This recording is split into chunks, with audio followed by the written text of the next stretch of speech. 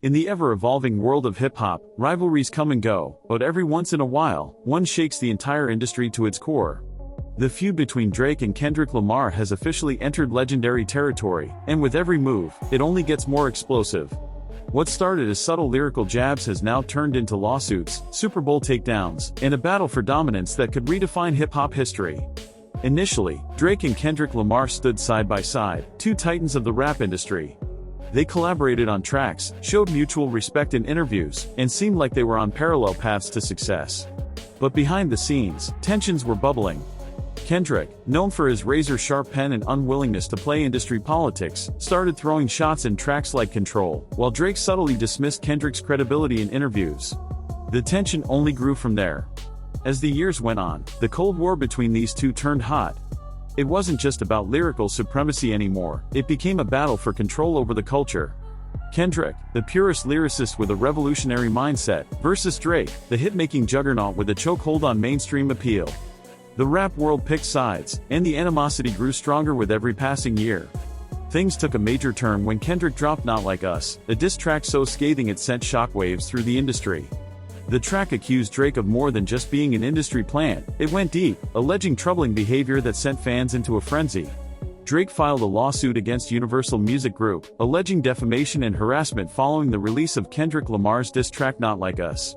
The legal battle stems from the ongoing feud between the two rap giants, but this time, the conflict has moved from diss tracks to the courtroom. According to legal documents, Drake claims that UMG, as the parent company of both his and Kendrick Lamar's labels, not only allowed the track to be released but actively promoted it despite being aware of its damaging content. The lawsuit argues that Not Like Us contained defamatory statements that led to serious harm, including threats to Drake's personal safety and significant reputational damage.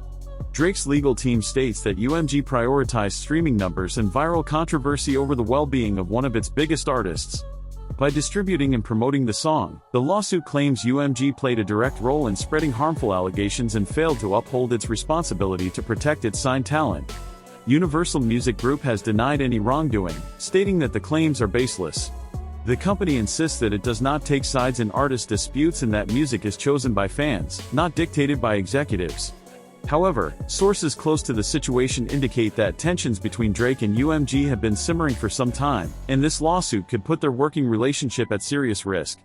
Legal experts note that defamation cases in the entertainment industry are particularly complex. Because Not Like Us is a song, it falls under artistic expression, which is typically protected under the First Amendment. To win the case, Drake would need to prove not only that the statements in the song were false but also that UMG acted with actual malice in promoting them. This high legal bar makes the outcome of the lawsuit uncertain. Kendrick Lamar has not been named in the lawsuit, and he has remained silent on the legal action. However, his decision to perform Not Like Us at the Super Bowl halftime show has been widely interpreted as a bold statement, doubling down on the song despite the controversy. The case could have major implications for the music industry, particularly regarding how record labels handle artist disputes and controversial content. If Drake's lawsuit succeeds, it could set a precedent that forces labels to take more responsibility for the content they distribute.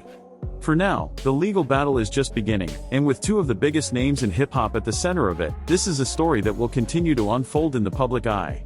And just when people thought things couldn't get any wilder, Kendrick doubled down by performing the song on the biggest stage possible, the Super Bowl halftime show.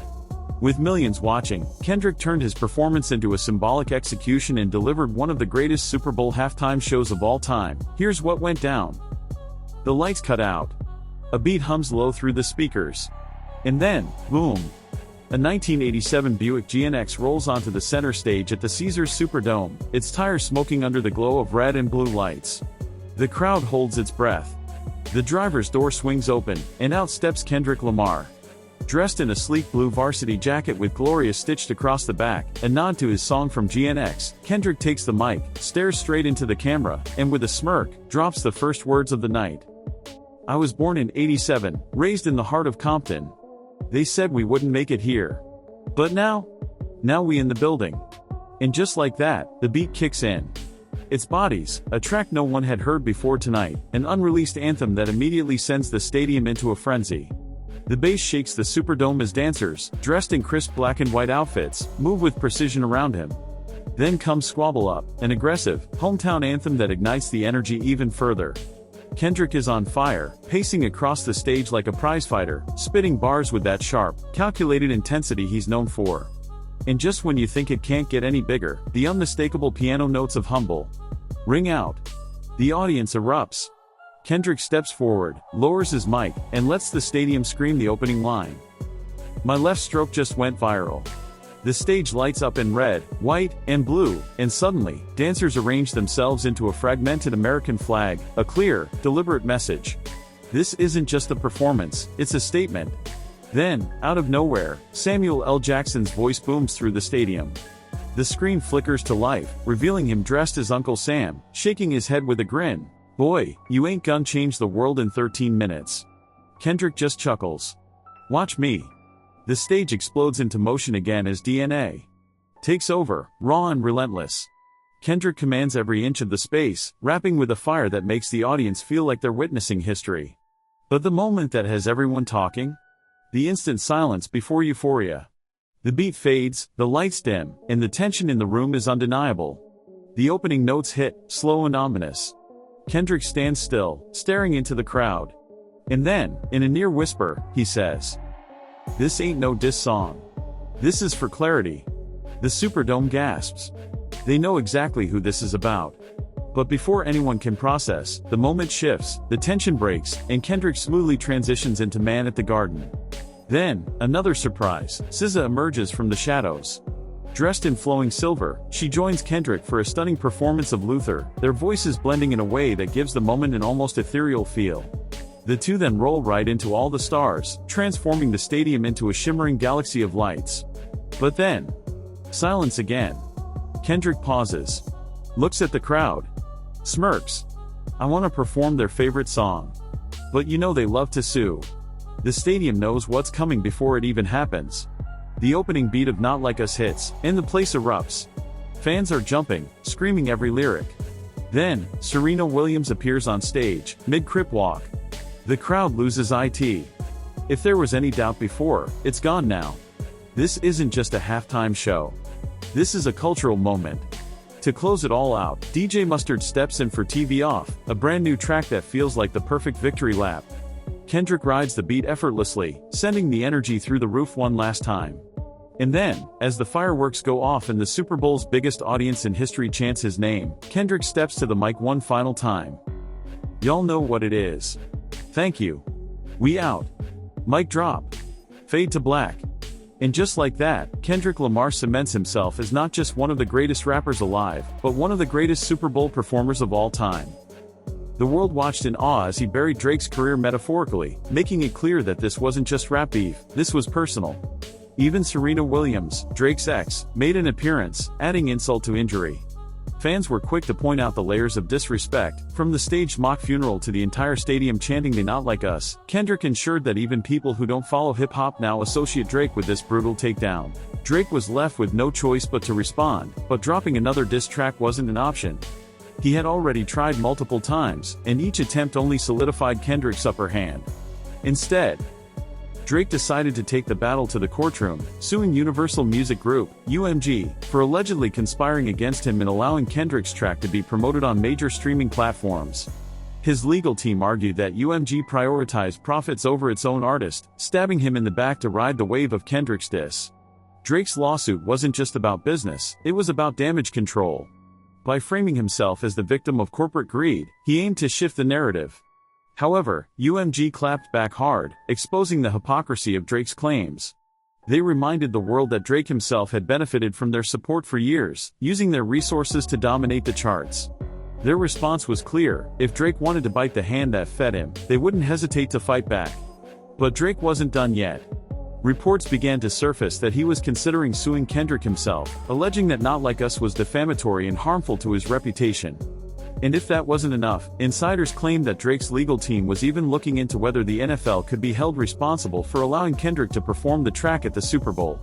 The idea of suing the NFL sent social media into a frenzy. Was Drake really that desperate?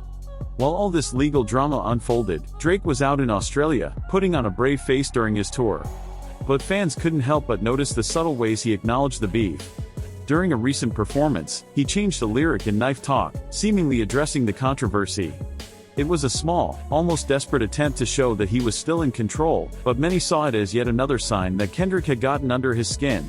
Meanwhile, Kendrick was sitting back, watching the chaos unfold. His silence was deafening. He didn't need to respond because the damage was already done. Not Like Us had cemented itself as an anthem, and the Super Bowl performance only amplified its impact.